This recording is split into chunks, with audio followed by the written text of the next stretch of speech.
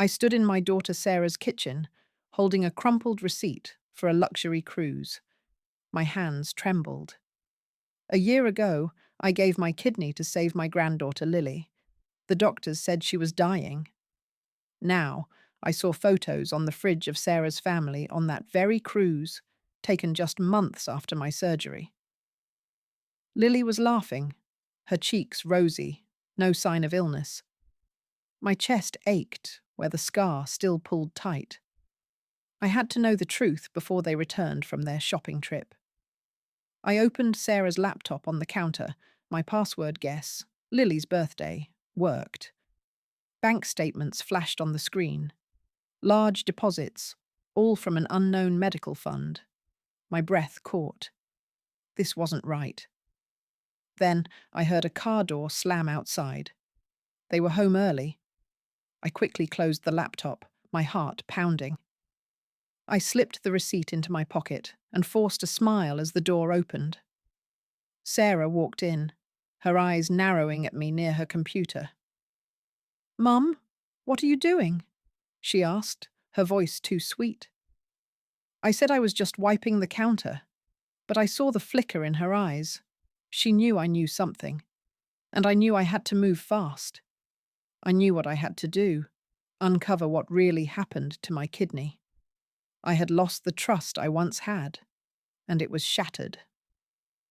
Every time I hugged Lily, I felt the ghost of that organ, a constant reminder. Sarah started watching me more closely, making excuses to visit my apartment, always asking if I needed help with bills or documents. She said it was out of love, but I felt the pressure. She wanted to keep me quiet, dependent. One afternoon, while she was helping me sort mail, she casually mentioned how easy it would be to sign over power of attorney to her, just in case.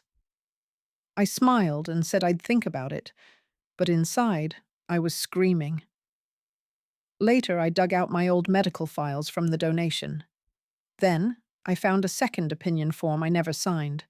It was forged, stating I was a perfect match for a relative, but the name was blurred.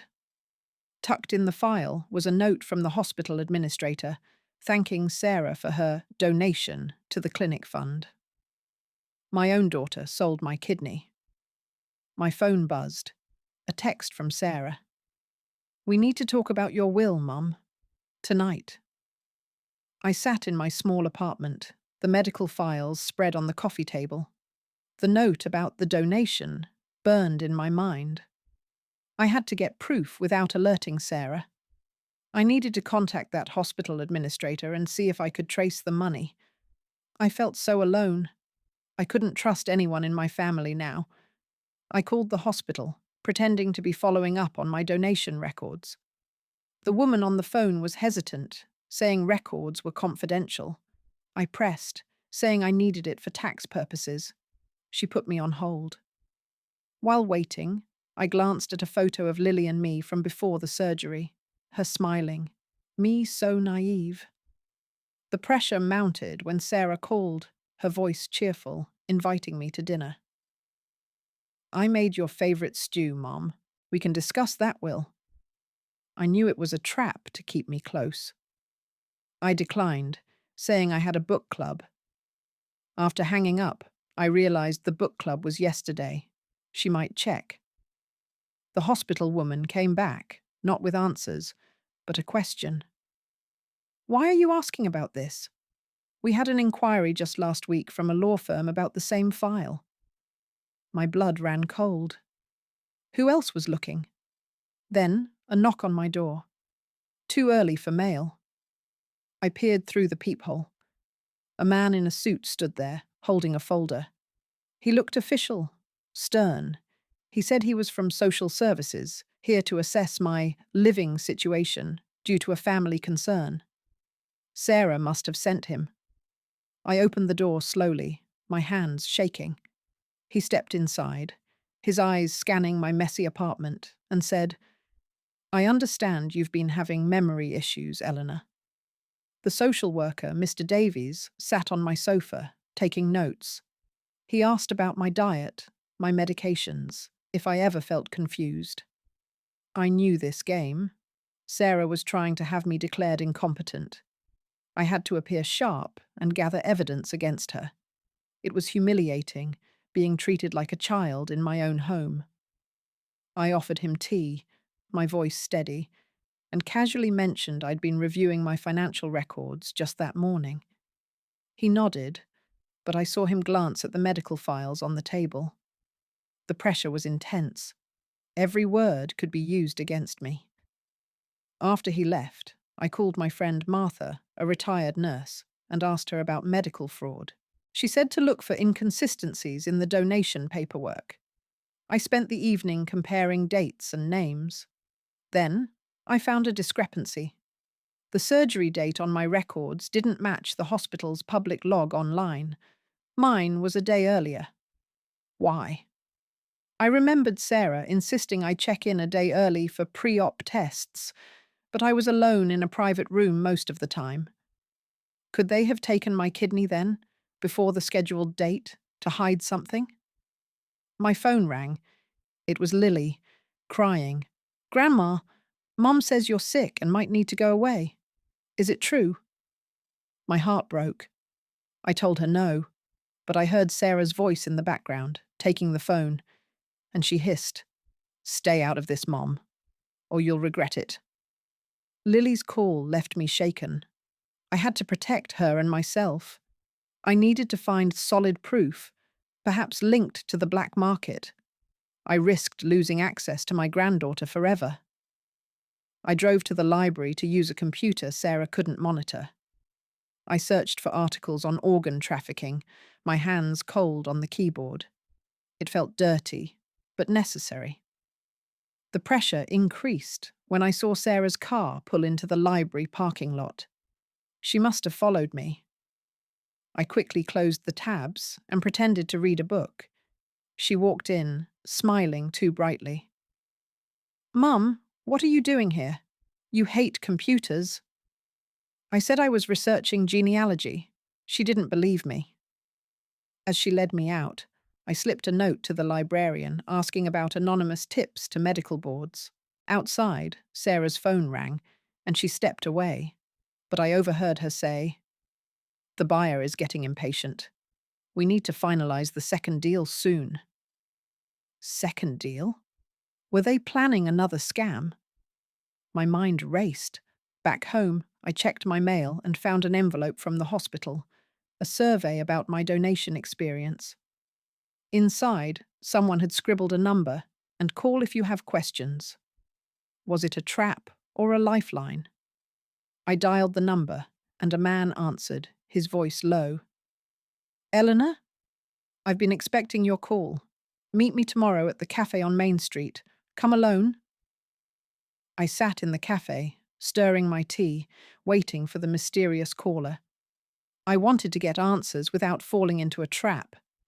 I was afraid. What if this was Sarah's doing? The cafe was quiet, just me and a few seniors. Then a man in a doctor's coat approached. It was Dr. Evans, the surgeon who did my operation. I recognized him from photos. He sat down, looking nervous. "I'm sorry, Eleanor," he whispered. I couldn't live with it anymore. He explained that Sarah and her husband pressured him into falsifying Lily's records. She was never sick.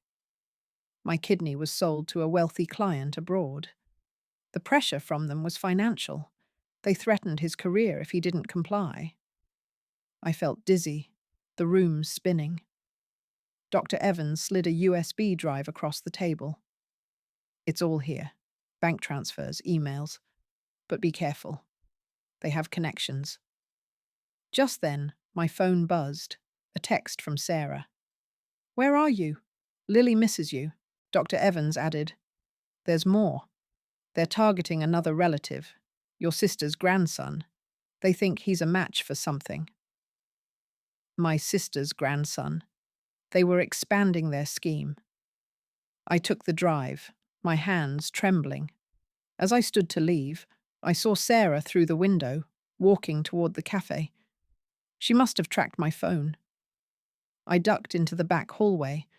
but the exit was locked. I heard her voice getting closer, calling my name. I pressed myself against the cold wall in the cafe's back hallway, Sarah's voice echoing from the main room. My heart hammered against my ribs. I had to get out with this USB drive before she found me. The exit door was locked, and I felt a wave of dizziness. Keeping this secret meant my own daughter hunting me. I heard her asking the barista if he'd seen an elderly woman matching my description. The pressure made my hands sweat. If she caught me, she'd take the drive and likely accelerate her plan to have me declared incompetent. I spotted a janitor's closet a few feet away. Slipping inside, I hid behind mops and buckets, the smell of bleach sharp in my nose. Through the crack in the door, I saw Sarah pass by, her phone to her ear. "She's not here," she said, frustration in her tone. "Check her apartment again. We need that drive." My breath caught. They knew about it. Dr. Evans must have been compromised. As she moved away, I found a back exit through the closet that led to an alley. I stumbled out into the damp air, clutching the drive in my pocket. But as I hurried toward the bus stop, my phone buzzed with a notification from my bank, a large withdrawal from my savings account. Sarah must have accessed it using the power of attorney forms she'd been pushing. I stood frozen on the sidewalk, realizing she was draining my funds to silence me. I sat on a park bench, the USB drive heavy in my coat pocket. I knew what I had to do: secure my finances and expose Sarah's scheme with this evidence. I had already lost a kidney, and now my savings. The emotional toll was crushing me. I called my bank from a payphone to avoid tracing, but they said only a personal visit could freeze the account. The pressure was immense. Sarah could clean me out by day's end. I took the bus downtown, my knees aching with every jolt. At the bank, I explained the situation to a teller, but she said Sarah had already been in that morning, with documents claiming I was mentally unfit. I insisted on speaking to a manager, my voice trembling. As I waited, I noticed a woman watching me from across the lobby, Sarah's friend from her book club. She smiled and waved, but it felt like a threat. The manager arrived, a stern man who reviewed my ID. He agreed to temporarily freeze the account pending investigation. Relief washed over me, but as I left, I saw the friend on her phone, probably reporting to Sarah. Back on the street, I ducked into a library to view the USB drive on a public computer. The files showed detailed transactions. My kidney sold for a fortune, with payments to Sarah and Dr. Evans. Then, I found a new document: a forged consent form for another donation from my sister's grandson, scheduled for next month. My stomach churned. They were moving faster than I thought. The library computer screen glowed with the evidence of Sarah's betrayal. I had to warn my sister about her grandson being targeted, but first, I needed copies of these files in a safe place. This was tearing my family apart. I couldn't trust anyone. I saved the files to a cheap thumb drive I bought at the counter and emailed them to myself as a backup. As I worked, the pressure mounted. My phone showed missed calls from Sarah and a voicemail where she pretended to worry about my wandering. I deleted it, my hands shaking. I called my sister, Betty, but her phone went straight to voicemail. Leaving a vague message about checking on her grandson, I felt a knot in my chest. On my way out, the librarian handed me a note. "A woman was asking for you earlier. She seemed upset." Sarah was closing in. I took the bus to Betty's house, hoping to catch her before Sarah did. When I arrived, Betty's car was gone, but her neighbour said she'd left for a doctor's appointment with her grandson. Something about a routine checkup Sarah had arranged. My blood ran cold. Rushing back to the bus stop, I realized Sarah was using the same medical pretext to isolate another victim. At home, I found my apartment door slightly ajar. Inside, drawers were opened, and my medical files were scattered. Someone had been searching for the evidence. On my kitchen table, a note in Sarah's handwriting. "Stop this, Mom, or Lily will never see you again." Sarah's threat about Lily left me breathless. I had to protect my granddaughter and stop this donation scheme immediately. I called Dr. Evans from a blocked number, but it went unanswered. He was probably scared or involved deeper.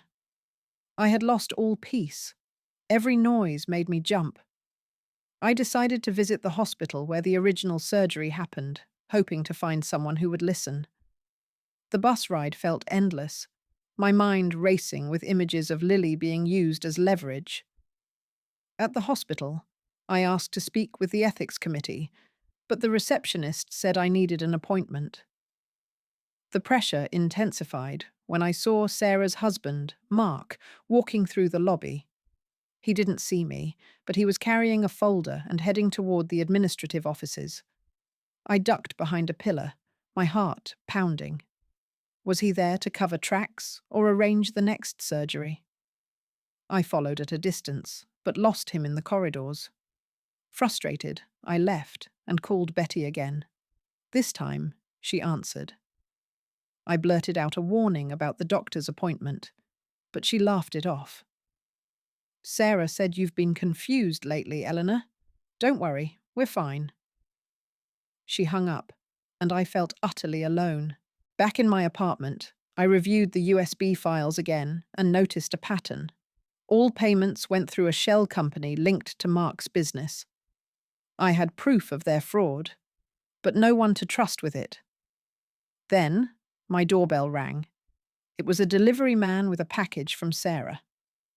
Inside was a new phone she'd sent to keep me safe, but I knew it was likely bugged. I held the new phone, its sleek surface feeling like a trap. I decided to use this to my advantage, perhaps gather more evidence without alerting Sarah. I had already lost so much: my health, my savings, and now my family's trust. I activated the phone but didn't transfer my data. Instead, I used it to call Sarah, pretending to be grateful. Her voice was sweet, but I heard tension underneath. "Mum, I'm glad you're using it. Let's have dinner tonight to talk things over." I agreed, knowing it was a setup. The pressure was overwhelming. If I slipped, she'd have me committed.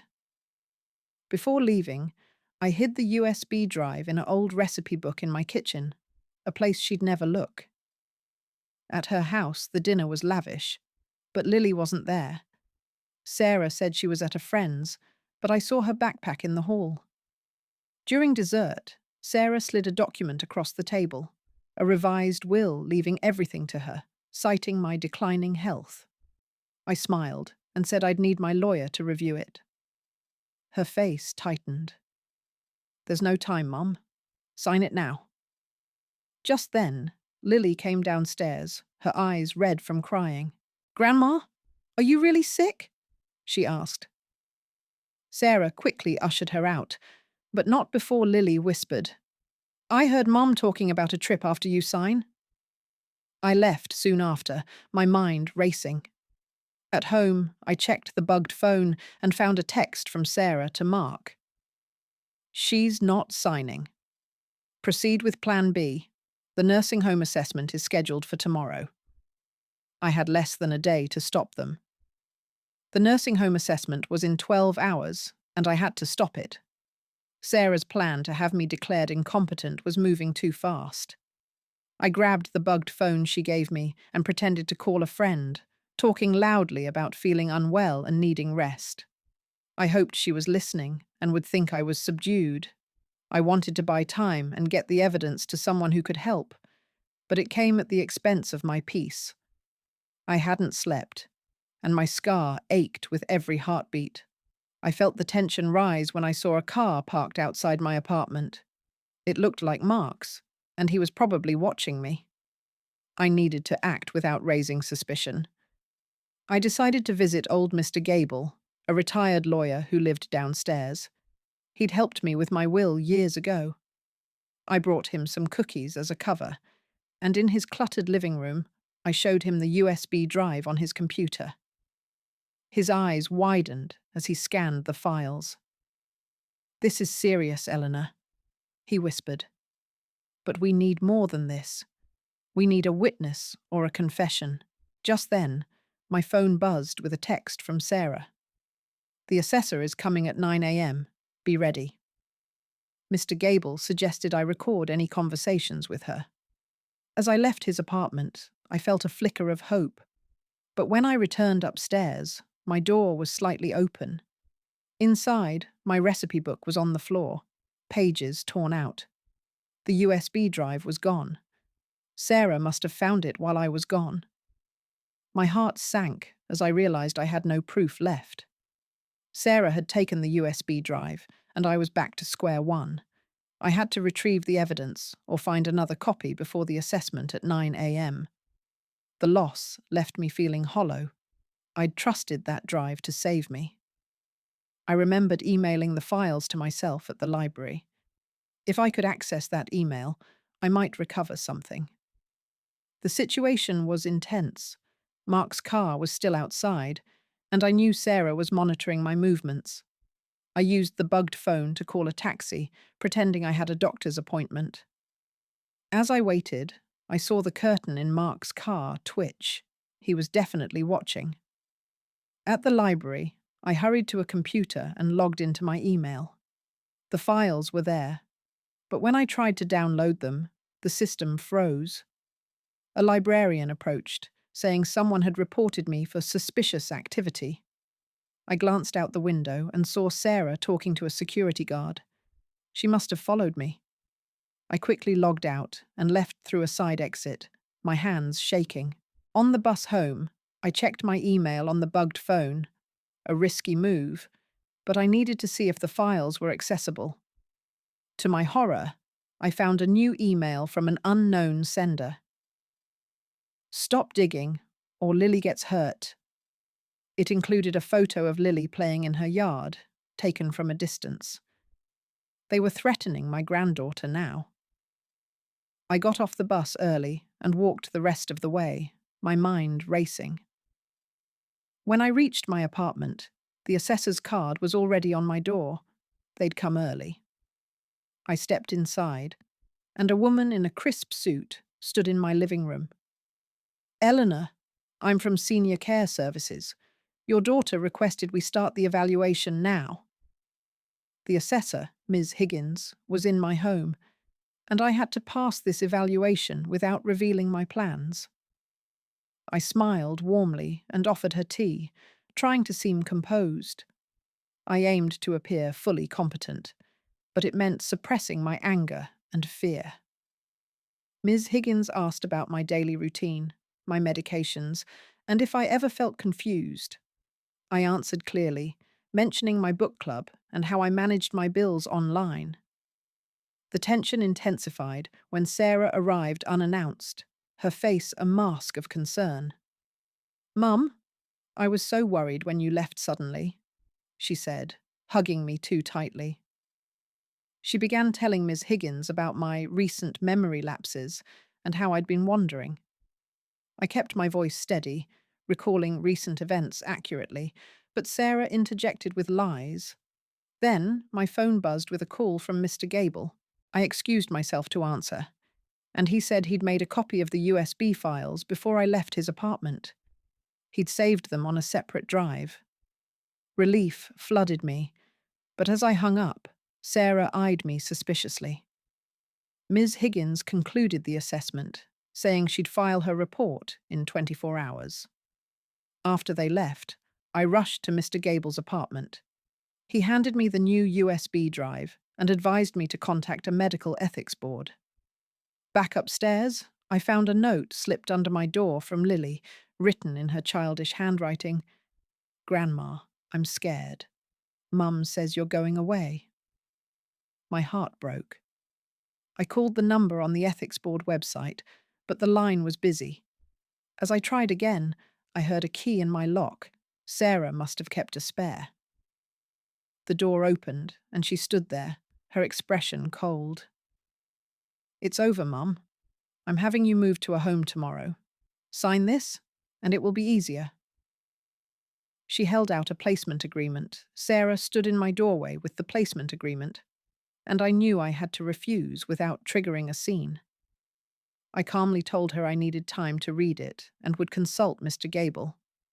I wanted to delay the signing and use the new USB evidence, but it came at the price of the rift widening between us. I saw the hatred in her eyes. She scoffed, saying Mr. Gable was a senile old man and couldn't help me. The strain was overwhelming. If I didn't sign, she might have me forcibly taken. I insisted on my rights, and she finally left, slamming the door. I locked it behind her, my hands trembling. I needed to get the USB files to the authorities fast. I decided to visit the local police station, hoping to report the fraud. At the station, an officer listened patiently as I explained about the forged medical records and the sold kidney. He took the USB drive but said it might take days to investigate. As I left, I saw Mark waiting outside in his car. He'd followed me. The officer's words echoed. Days were too long. Back home, I checked my email and found a message from the ethics board. They'd received an anonymous tip about Dr. Evans and wanted to interview me. But when I called the number provided, a man answered who sounded like Dr. Evans himself. "Eleanor, don't trust them," he whispered. "Sarah has someone inside the board. They'll destroy the evidence." He hung up abruptly. I sat in my dark apartment, realizing how deep this went. Then my phone rang. It was Betty, my sister. She was crying. "Eleanor, Sarah just called. She said you're spreading lies about her and that I should stay away from you. What's happening?" I tried to explain, but she hung up on me. I was isolated, with only hours left. With the nursing home placement looming, I had to take drastic action. I decided to go public in a small way by visiting a local news reporter I'd seen cover senior scams. I intended to get the story out, but it meant risking my family's reputation and any chance of reconciliation. I took the bus to the newspaper office, clutching the USB copy. The anxiety was unbearable. Every moment, I expected Sarah to appear. At the front desk, I asked for the reporter, Ms. Adebayo, and was led to a small room. I showed her the files, my voice shaking as I explained how my daughter sold my kidney. Ms. Adebayo listened intently, taking notes. She said she'd look into it but needed verification. As I left, I felt a glimmer of hope, but outside, Mark was waiting by my bus stop. He approached me, his voice low and threatening. "Drop this, Mum, or we'll make sure you never see Lily again." I stood my ground, saying I wouldn't stop. He grabbed my arm roughly, but I pulled away and got on the bus. Back home, I found a voicemail from Ms. Adebayo. She'd contacted the hospital and confirmed discrepancies in the records, and she was running a story next week. But that was too late. The assessment report would be out tomorrow. I called Mr. Gable, and he offered to let me stay with him temporarily. As I packed a bag, my doorbell rang. It was Lily, alone and crying. "Grandma, I ran away. Mum and Dad are fighting, and I heard them say they're sending you away because you know too much." I hugged her tight, realizing she was in danger too. Just then, headlights flashed outside, Sarah's car pulling up. Lily whispered, "She found me? She's going to take me back and make you sign." I held her close, knowing I had to protect her now. Sarah's car door slammed outside, and Lily clung to me, her small body trembling. I had to hide her or face Sarah's wrath alone. I led Lily quickly to my bedroom closet, whispering for her to stay quiet no matter what. It was a heavy price to pay, frightening my granddaughter and risking Sarah's rage if she found us. I heard Sarah's footsteps on the porch. then her key turning in the lock. She burst in, her face flushed with anger. "Where is she, Mum? I know Lily came here," she demanded, her eyes scanning the room. I stood my ground, saying Lily wasn't here, but my voice wavered. The pressure mounted as Sarah pushed past me, checking the kitchen and living room. My heart pounded. If she found Lily, she might take her and force the signing. Then, my phone buzzed. A text from Mr. Gable. I called the police. They're on their way about the threats. But Sarah heard the buzz and snatched my phone from the table. She read the message, her expression turning icy. "You involved the police? You'll regret this," she hissed, grabbing my arm. Just then, a knock came at the door. Not the police, but Miss Higgins, the assessor, holding her report. "I've completed my evaluation," she said, glancing between us. Sarah forced a smile, but I saw the panic in her eyes. Ms. Higgins added, "But I need to speak with Lily first, as a witness to your stability."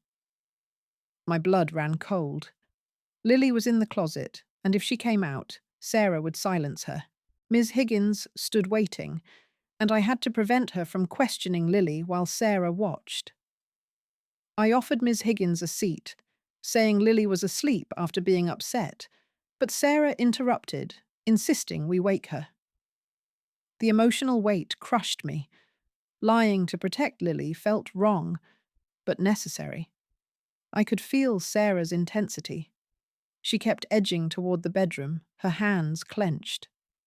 I quickly suggested we talk in the kitchen to give Lily time, but Ms. Higgins insisted on seeing her. As we moved toward the bedroom, my mind raced. Then the doorbell rang again. It was Mr. Gable holding a folder. "Eleanor, I have the documents you needed," he said loudly, drawing attention. Sarah scowled, but Ms. Higgins turned to him, curious. Mr. Gable explained he was my legal advisor and had evidence of fraud against Sarah. The tension spiked.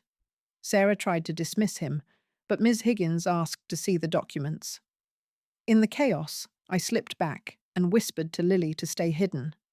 But when I returned, Sarah had opened the folder and was tearing up papers, copies of the USB files. "These are forgeries," she shouted. Mr. Gable stood firm, but Ms. Higgins looked uncertain.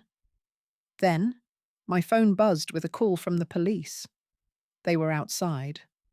Relief washed over me, but Sarah grabbed my wrist, her nails digging in. "This isn't over," she whispered. As the police entered, Ms. Higgins announced, "I'm delaying my report until this is resolved." But Sarah pointed at me and said, "She's hiding my daughter. Search the apartment." The officers glanced at me, and one stepped toward the bedroom. The police officer moved toward the bedroom, and I had to stop him without revealing Lily's presence. I stepped in front of the door, saying Lily was traumatized and needed peace. It was a risky move, defying authority and seeming unstable. Sarah pushed forward, accusing me of kidnapping. Mr. Gable intervened, showing the officers his ID and explaining the situation. The pressure intensified as Ms. Higgins took notes, her report hanging in the balance. One officer, a young woman, listened patiently and asked to speak with me alone. In the kitchen, I whispered about the kidney scheme and Sarah's threats. She nodded, but said they needed proof or a statement from Lily. Just then, a cry came from the bedroom. Lily had stumbled and made noise. Sarah heard it and rushed to the door, throwing it open.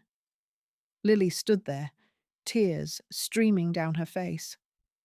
"I don't want to go with Mom. She scares me," she sobbed. Sarah reached for her, but the officer blocked her path. "Mom, we need to assess this calmly," she said. Ms. Higgins stepped forward, her expression concerned. "Lily, can you tell me what's wrong?" she asked gently. Lily clung to me, whispering about overhearing Sarah and Mark plan another donation. Sarah's face went pale. The officers decided to take statements, but as they led Sarah aside, she shot me a look of pure hatred. Mr. Gable handed the officers the remaining documents, but one officer said, "We'll need to involve child services if there's neglect." My heart sank. Lily might be taken away from all of us. Then, my phone rang. It was Ms. Adebayo, the reporter. "Eleanor, my story is publishing tomorrow. Can I quote you?" she asked. I agreed, but Sarah overheard and screamed, "You've ruined everything." Before I could respond, Mark arrived, barging in with a lawyer. "We're filing for custody of Lily and emergency guardianship over you," he declared, holding up papers. Mark's lawyer stood beside him, presenting custody and guardianship papers, and I had to fight this legally without losing Lily. I held Lily close, my body shaking with rage and fear. The consequences were unimaginable, losing my granddaughter or my freedom. Mr. Gable stepped forward, offering to represent me, but the lawyer scoffed, saying he wasn't licensed anymore. The pressure mounted as the police officers debated calling child services. Ms. Higgins postponed her report again, citing the volatile situation. I insisted on calling my own lawyer, but Sarah interrupted. "You can't afford one, Mum. I control your money." Just then, Ms. Adebayo called back, and I put her on speaker. She confirmed her story would expose the organ scheme, including Dr. Evans's involvement. Sarah lunged for the phone, but an officer restrained her. Mark's lawyer argued for immediate action, but the young officer suggested we all go to the station to sort it out. As we prepared to leave, Lily whispered to me, "Grandma, I have something." She pulled a small recorder from her pocket, a gift from a friend. "I recorded Mum and Dad talking last night," she said softly. She played a snippet where Sarah said, "After Mum's in the home, we'll deal with Betty's grandson."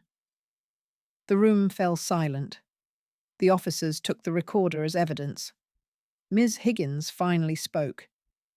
"Based on this, I'm recommending against nursing home placement." Relief flooded me, but Mark snarled, "This isn't over. We'll appeal." As we left for the station, Sarah leaned close and hissed, "You'll pay for this." But when we stepped outside, a van from a local news channel was parked across the street. Ms. Adebayo had tipped them off. Reporters approached, and Sarah ducked back inside. But Mark faced them, denying everything. In the chaos, Mr. Gable slipped me a note. "The ethics board wants to meet tomorrow. Bring Lily." At the police station, we gave statements for hours, and I had to ensure Lily's safety and the evidence held up. Lily stayed with me, her hand in mine, while social workers interviewed her separately. The emotional drain was heavy. Seeing my family torn apart hurt deeply.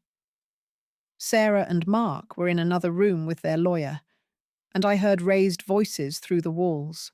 The pressure eased slightly when an officer confirmed the recorder was admissible, but they needed more to charge Sarah with fraud. Mr. Gable helped me contact a pro bono lawyer who arrived quickly. She reviewed the case and said we had a strong chance to block the guardianship. As night fell, the police released us with a warning to avoid contact with Sarah. Ms. Higgins emailed her final report. No nursing home recommended. But as we left the station, Sarah and Mark were waiting outside, their car idling. They drove off slowly, staring at us. Back at my apartment, I put Lily to bed in my room, her breathing finally calm. Mr. Gable stayed a while, making sure we were safe. After he left, I checked my email and found a message from the ethics board. They'd suspended Dr. Evans and wanted to meet me and Lily tomorrow at 10 a.m. I felt a glimmer of hope, but then my phone buzzed. A text from an unknown number. "Watch your back. The deal's not off." It included a photo of my sister Betty's house. They were targeting her grandson again. I called Betty, but no answer. I knew I had to act fast. As I paced the living room, Lily called out, "Grandma, I'm scared they'll come back." I hugged her, promising to protect her. But then, a noise came from the fire escape, a scraping sound, like someone was climbing up. I peered out the window and saw a shadow moving. My heart raced as I locked the window and dialed 911. The scraping on the fire escape grew louder, and I held Lily close, the phone to my ear, as 911 answered. I described the intruder in a hushed voice, my heart pounding against my ribs. I had to keep her safe until the police arrived. But the fear was paralyzing. Lily trembled in my arms, and I felt every year of my age. The operator stayed on the line, but the noise stopped abruptly. Then, a shadow passed by the window, and a note was slipped under the sash, a folded paper with messy handwriting. I reached for it with a shaking hand, still on the phone. The note read, "Drop the case, or Betty's grandson is next. You have until dawn." My blood ran cold. They were threatening my sister's family now. Suddenly, sirens wailed outside, and red and blue lights flashed through the curtains. The police were here. I rushed to unlock the front door, and 2 officers entered, sweeping the area. They found no one on the fire escape, just a loose shutter banging in the wind. Had it been a trick to scare me? One officer took the note as evidence, while the other checked on Lily. But as they prepared to leave, my phone buzzed with a call from Betty. Her voice was panicked. "Eleanor, someone called saying you're involved in something dangerous. They threatened my boy." I tried to calm her, but she hung up, clearly influenced by Sarah. The officers advised me to stay somewhere else for the night, but I refused. I couldn't run. After they left, I locked all the windows, but Lily pointed at the note on the floor. "Grandma, that handwriting looks like Dad's," she whispered. I picked it up, and my stomach churned. She was right. It matched Mark's slanted scrawl. He was directly threatening us now. I knew dawn was only hours away, and I had to act before they hurt anyone else. With the dawn deadline looming, I had to secure Betty's grandson and get to the ethics board meeting at 10 a.m. I packed a small bag for Lily and me, planning to drive to Betty's house first thing. It was a heavy burden. I was exhausting myself, and Lily needed stability, not this chaos. I called Mr. Gable, and he agreed to meet us at Betty's to help explain the situation. As we left my apartment, the early morning sky was still dark, and I felt a knot in my chest. The pressure intensified when I saw a car similar to Mark's parked down the street. It pulled away as we drove off. At Betty's, she answered the door with red-rimmed eyes, her grandson clinging to her leg. I showed her the note and played Lily's recording. Betty finally understood, her face pale with shock. Mr. Gable arrived, and we discussed legal protections, but then my phone rang. It was Sarah. "Mum, call off the ethics board meeting, or I'll release statements saying you're unstable and unfit to care for Lily," she demanded. I refused, and she hung up. Just as we were planning our next move, a delivery van pulled up, and a man handed Betty a package, a forged medical consent form for her grandson, already filled out with her signature. She hadn't signed it. Sarah must have copied it from old documents. We shredded it immediately, but the threat was clear. Mr. Gable suggested we all go to the ethics board together for safety.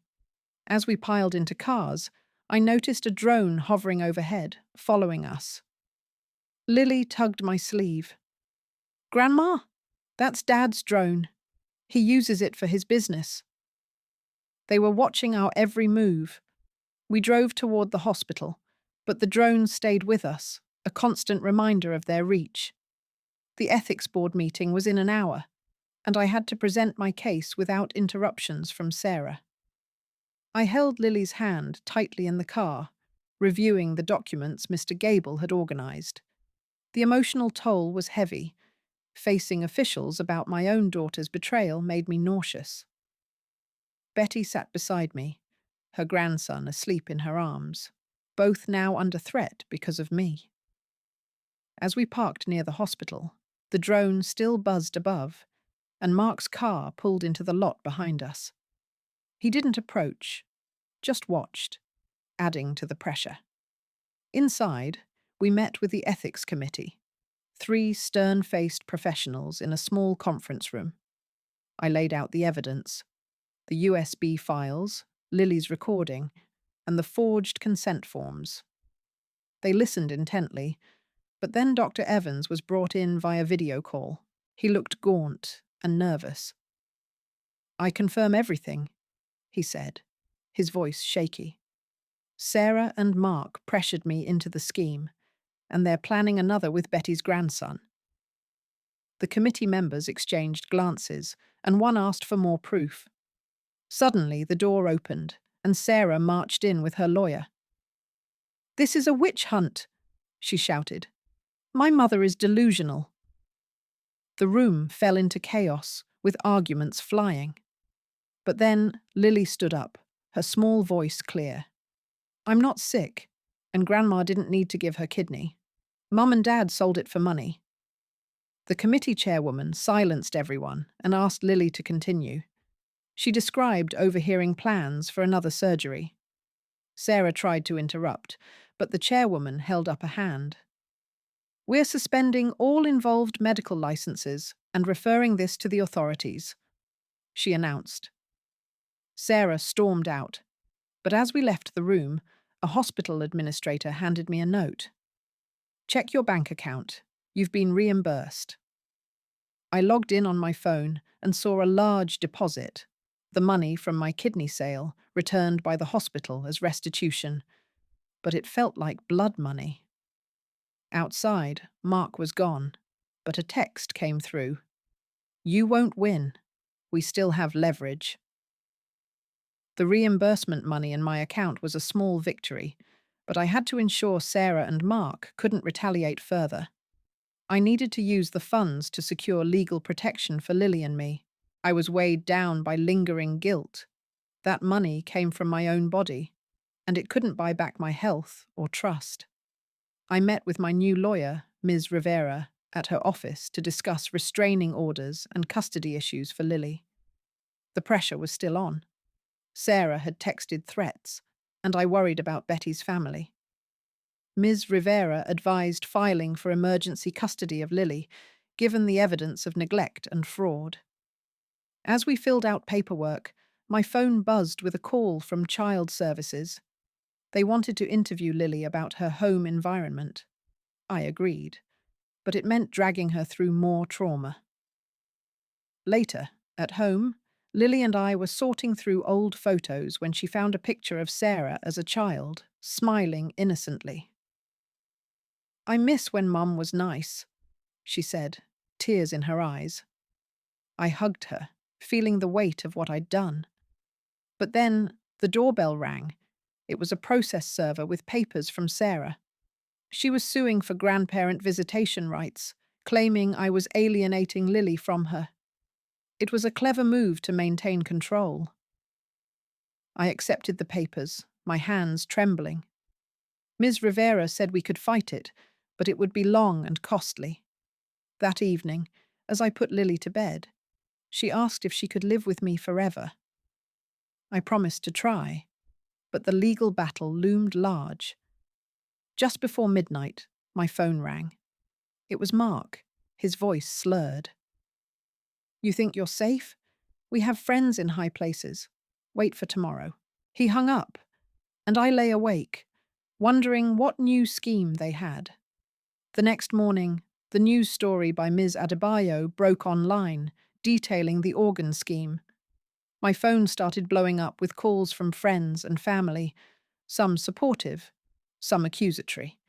But one call stood out, from a number I didn't recognize. A man's voice said, I'm with the insurance fraud unit. We're investigating Sarah and Mark. Can you come in today? It felt like a step toward justice, but I hesitated. Was this real or another trick? I had to verify the insurance investigator's identity before meeting him to avoid walking into a trap. I called Ms. Rivera, and she helped confirm his credentials through official channels. It was safe, but the emotional drain was immense. Every new step felt like walking on glass. Lily stayed with Betty for the day, and I drove to the investigator's office downtown. The pressure eased slightly when I saw the government building, but my knees ached from stress. Mr. Higgins, the investigator, was a kind-faced man in his 50s. He reviewed my evidence and said they were building a case against Sarah and Mark for fraud and coercion. "But we need your testimony and Lily's, if she's willing," he said. I agreed, but I worried about putting Lily through more.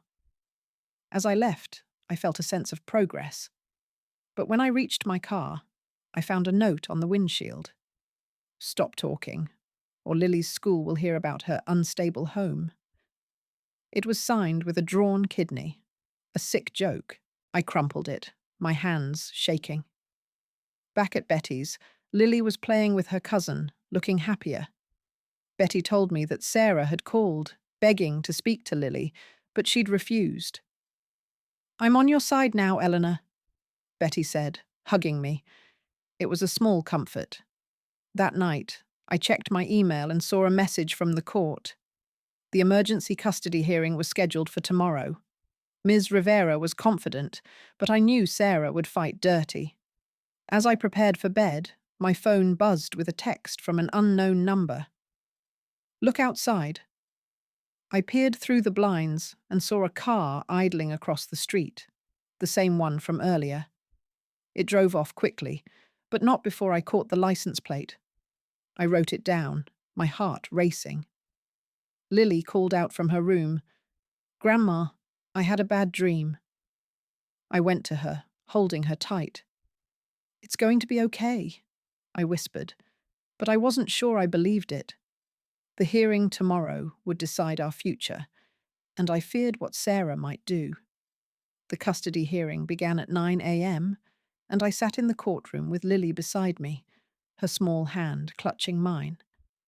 I had to convince the judge that I was the stable guardian for Lily, but my heart ached with the knowledge that my own daughter was fighting against me.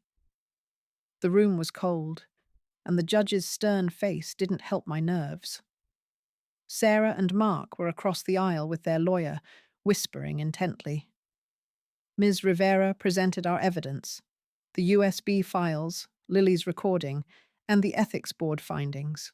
It was clear that every word felt like a betrayal of the family I once knew. Sarah's lawyer argued that I was too old and confused to care for a child, citing the earlier assessment attempts. The pressure mounted when he called Dr. Evans as a witness via video, but instead of supporting Sarah, he confessed fully, detailing how Sarah orchestrated the kidney scheme and planned another. Sarah shouted objections, but the judge silenced her. Then Lily was asked to speak. She stood bravely and told the court how her parents scared her and lied about Grandma. The judge listened closely, but just as he was about to rule, Sarah stood and declared, "I withdraw my petition. I don't want custody anymore." The room fell silent. She glared at me, then whispered loud enough for me to hear, "This isn't over, Mum. You'll pay." The judge granted me temporary custody, but as we left, I felt no victory, only dread. Outside, a reporter approached, but Mark pulled Sarah away, and she mouthed, "Watch your back." With temporary custody of Lily, I had to secure our lives against Sarah's threats. I needed to change locks, update my will, and ensure Lily's school was aware of the situation. The emotional weight was crushing. Lily was safe for now, but I saw the fear in her eyes every time the phone rang. Back home, Mr. Gable helped me install new locks. and Ms. Rivera filed paperwork to make the custody permanent. The pressure returned when I received an email from Sarah's lawyer, threatening to appeal unless I dropped all legal actions against them. I ignored it. But later that day, Betty called, saying someone had slashed her tires. A warning, she believed, from Mark. I felt responsible for dragging her into this. Lily and I spent the evening baking cookies, trying to find normalcy, but she asked, "Will Mum ever be nice again?" I had no answer. As night fell, I checked my security cameras and saw a figure lurking near the driveway. I called the police, but they found no one. The next morning, I discovered my garden vandalized, plants torn up, and a note left. "Stop now." It was in Mark's handwriting. I showed it to the police, but they said without proof it was hearsay. Ms. Rivera advised a restraining order, but the process was slow. That afternoon, while grocery shopping, I saw Sarah watching me from across the street. She didn't approach, just stared, and I hurried Lily away. At home, I realized how isolated I felt, but Lily hugged me and said, "We have each other, Grandma." Her strength kept me going, but the threats were escalating. The insurance fraud investigation progressed, and I had to cooperate fully to ensure Sarah and Mark faced consequences. I met with Mr. Higgins again, providing additional statements and documents. It was draining to relive the betrayal, but I knew it was necessary for justice. Lily started therapy to cope with the trauma, and I saw small improvements in her mood. The pressure eased slightly when the court granted a temporary restraining order against Sarah and Mark, but they violated it immediately by sending flowers to Lily with a note. "We miss you." It was a manipulative move, and Lily cried when she saw it. I reported it, but the police said it wasn't a direct threat. Mr. Gable suggested we move temporarily, but I refused to be driven from my home. Then I got a call from the bank. Sarah had tried to access my account again using forged documents, but the freeze held. Ms. Rivera said we could sue for financial damages, but it would lengthen the legal battle. Later, I received a package in the mail, a photo album of Sarah as a child with a note. "Remember when we were a family?" It felt like a guilt trip, and I almost crumpled it, but Lily found it and smiled at the pictures. "She was happy once," she said, and I felt a pang of sorrow. That evening, the doorbell rang, and it was a social worker checking on Lily due to an anonymous complaint about neglect. I knew it was Sarah's doing, but the worker found everything in order and left. Afterward, I sat with Lily, and she asked, "Can we visit Aunt Betty soon?" I agreed, but I worried about putting them in danger. As I tucked her in, my phone buzzed with a text from an unknown number. "The truth will come out. Wait for it." The text message haunted me, and I had to uncover what the truth meant before it hurt us further. I focused on strengthening our legal case and protecting Lily's routine. I lost my peace of mind. I jumped at every noise and slept poorly. Lily's therapy sessions helped, but she had nightmares about being taken away. The pressure intensified when Mark showed up at Lily's school, claiming to be her father and demanding to see her.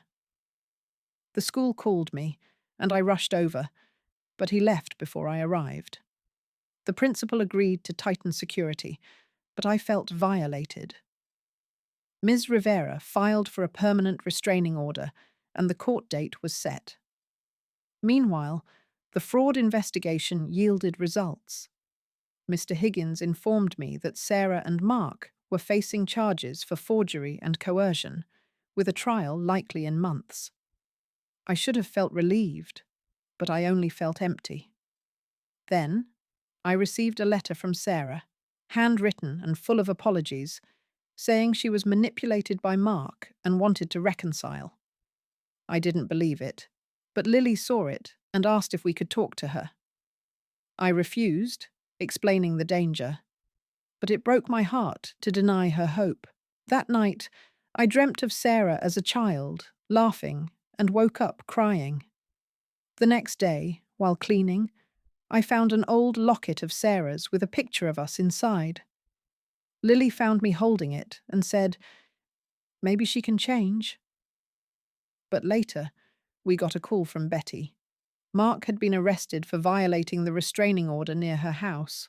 The police took him in, and Sarah was nowhere to be found. I felt a mix of fear and satisfaction, but Lily was quiet. "Is Dad in jail?" she asked, and I nodded.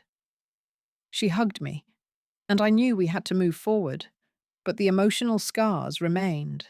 The trial for Sarah and Mark was adjourned for months, but the immediate threats had faded.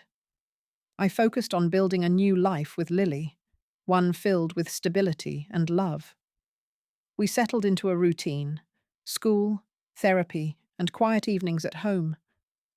The fight cost me dearly. I lost a part of my family, and my health suffered. But Lily's smile made it worthwhile. I used the reimbursed money to set up a college fund for her and donated some to organ donor charities, turning the pain into something positive. Mr. Gable remained a dear friend, often visiting for tea, and Betty and her grandson joined us for weekly dinners, mending our bonds. Lily slowly healed, her nightmares becoming less frequent, and she started drawing pictures of our happy moments together. I never heard from Sarah again. She moved away after Mark's conviction, and I chose not to seek her out. One afternoon, while gardening, my new passion, Lily helped me plant flowers where the vandalism had been. "We're making it beautiful again, Grandma," she said, and I felt a deep peace. The revenge I sought had turned into resilience, and the thrill of justice gave way to the quiet joy of everyday life. I knew there would always be a scar, but as I held Lily's hand, watching the blooms grow, I realized that sometimes the best revenge is simply living well, surrounded by those who truly care.